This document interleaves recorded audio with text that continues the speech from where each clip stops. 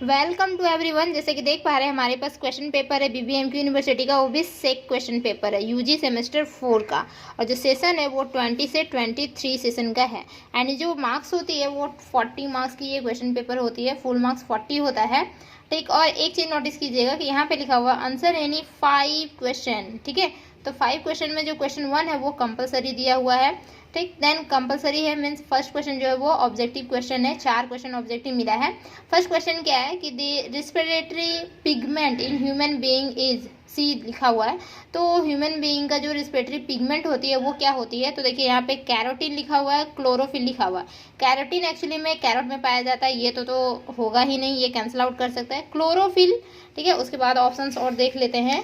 तो देखिए एक्चुअली में जो टिक जो हम लोग मारते हैं, ठीक है, करेक्ट आंसर जो लिखते हैं वो कैसे लिखते हैं, तो एलिमिनेट करके। जैसे कि वहाँ कैरोटीन एलिमिनेट हो गया, फिर हीमोग्लोबिन हो गया एंड माइटोकॉन्ड्रिया। तो माइटोकॉन्ड्रिया भी नहीं हो सकता क्योंकि वो सेल का एक पार्ट होता है, अंदर का पार्ट, तो वो माइटोकॉन्ड्रिया भी हट गया। अब आती है बात यहाँ पे क्लोरोफिल और हीमोग्लोबिन की।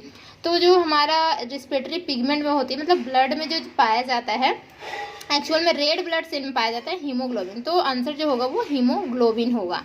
सेकेंड जो है, which of the following is the largest gland of the human body. कौन से ग्लैंड हो सकते हैं, तो गैस्ट्रिक ग्लैंड हो सकता है क्या, गैस्ट्रिक ग्लैंड नहीं जी, नहीं हो सकती है। एंड पेनक्रियास या फिर लीवर या फिर स्लेवरी ग्लैंड्स।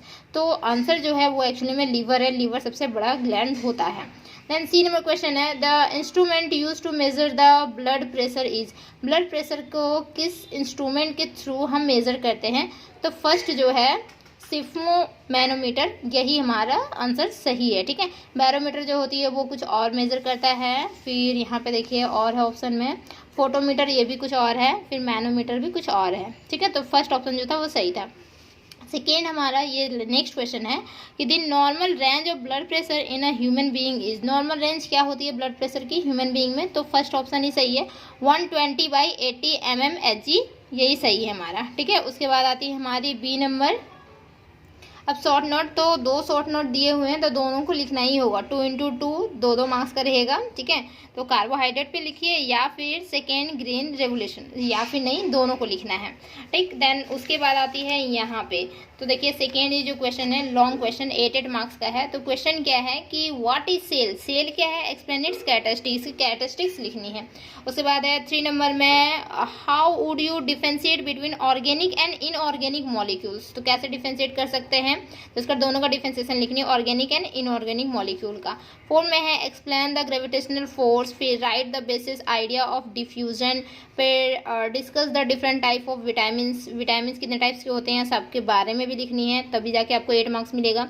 फिर 7 में examine the present scenario of agricultural science of Jharkhand. ठीक है, देन लास्ट हमारा बचता है explain the disease caused by microbes. Microbes के थ्रू जो डिजीज कॉज होती हैं उसके बारे में एक्सप्लेन करनी बतानी है आपको।